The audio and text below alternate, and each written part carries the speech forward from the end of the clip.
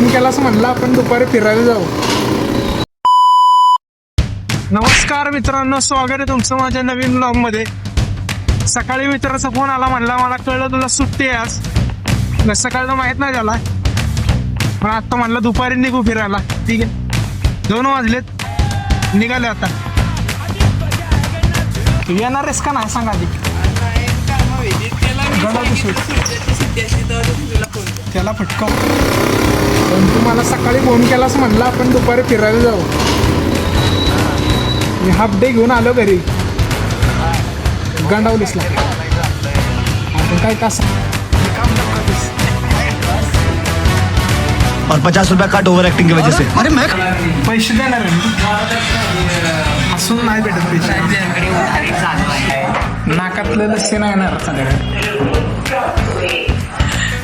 वह अलग पैसा देना पडेगा तेरे को. नाकातली लशी आली का अशी वर काढायची आणि ओढून घ्यायची.